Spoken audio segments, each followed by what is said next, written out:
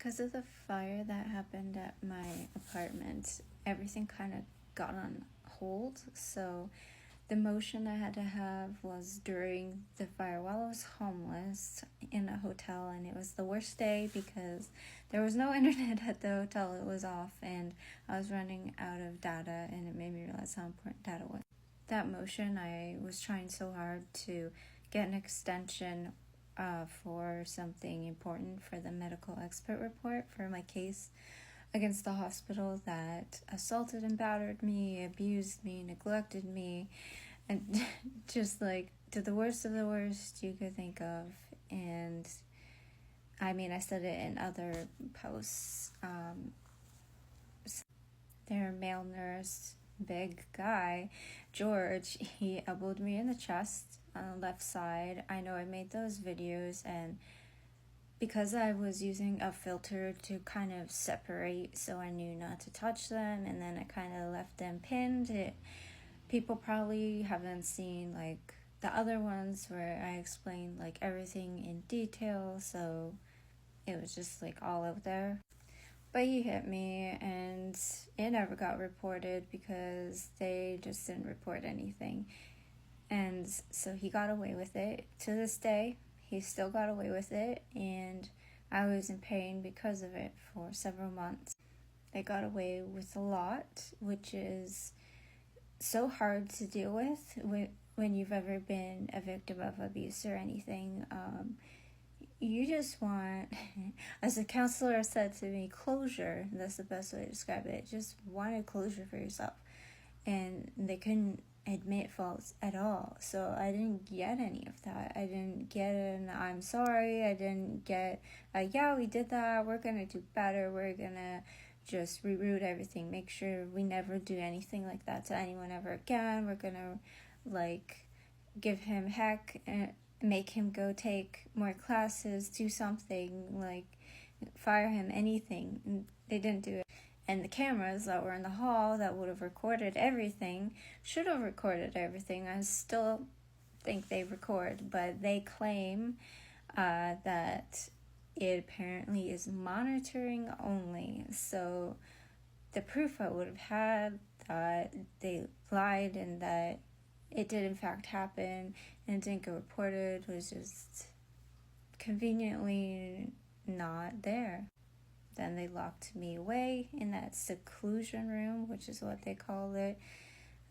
And it was freezing. It was an ice box. I probably had hypothermia, but I wouldn't know because nobody checked on me while I was in there, and I didn't know how long I was in there until I looked at my health records. It was like approximately 10 hours without water, without food, without any form of warmth. It was just a mattress on the floor and a pillow and a separate bathroom that was just a toilet and a really messed up looking mirror. I think it was like a shatterproof mirror, but it was not something you want to look at, especially when you're like stuck in a room with yourself for hours and hours. It's just not nice. And I was in there, so I couldn't contact anyone, report it over the phone or anything, because they kept me from the phone for a couple days until officially it was visiting day. Only after my sister actually came to visit me did they then let me have a phone, even though I begged to go home, begged to contact my family, and I didn't know. There was a whole thing. So I legit could have been unalive and no one would know. And that was actually a fear of mine while I was in that room was, oh, geez, I could just be gone and no one would know it was them that did it to me. And they'd probably deem it as some accident or because I had severe food poisoning or whatever. They'd probably lie about whatever and come up with this story. And I just, how can I defend myself? My family would never know the real truth. No one would. In that room, there was a lot of abuse too. There was just a lot left and right, but they held me down, they twisted me, so my neck like popped. It was in the wrong way because my neck was like this way, my back was this way. And so they forced an injection in my left arm, even though they weren't allowed. It's medical battery. They didn't get consent. I didn't consent. My mom didn't consent. Nobody consented. They just did it, even though there was no reason. I wasn't doing anything. I was literally in a room crying and in fear because they had already hurt me. So after they did that, they knew I had a heart condition. They knew I was dehydrated, but they left me there. And that medication they used, it was like olanzapine. I didn't know at the time, but it caused a severe heart issue with me.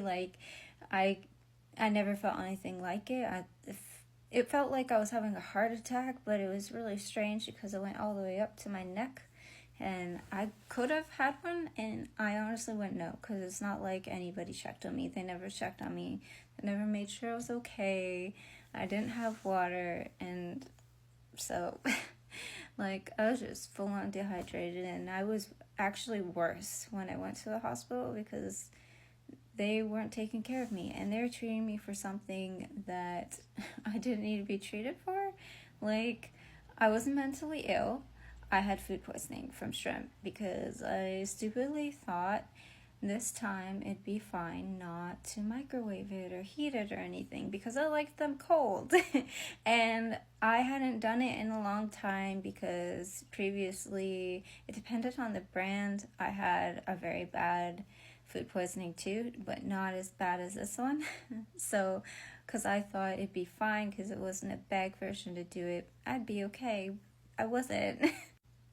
And one of the seclusion staff members, they used my lower body to step on me to get up because the mattress was so low. It was just a mattress on the floor, and he was having a hard time getting up, but they still had my face into the mattress on the floor. So it's not like I could move and I couldn't see his features and stuff. I just knew he was male and he had really dark hair, might have been black, dark, and that's about it. Just knew he stepped on me to get up. Who does that? And of course, they laughed at me during the time they did it. It was just overall bad. They didn't do anything they were supposed to, legally. It went against everything in, the Ontario Healthcare Consent Act and the Mental Health Act. It just went out the window, and the Canadian Charter of Freedoms and stuff.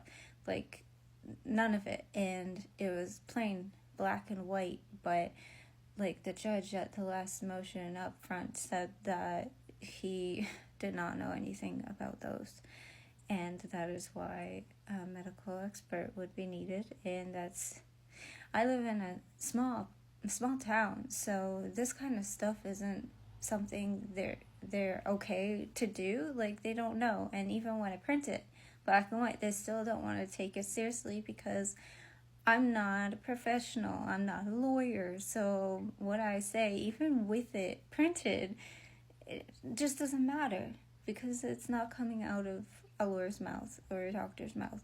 So they take whatever the other party says. It's very hurtful to be essentially a hostage there and kidnapped.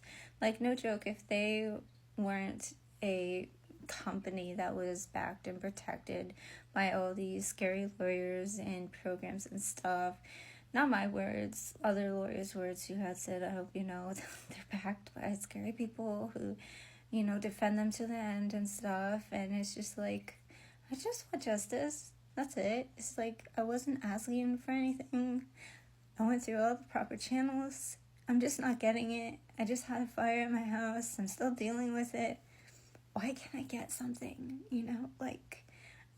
They just don't want to acknowledge what they did was wrong, and it was wrong. And instead of acknowledging it, they just want it shut down.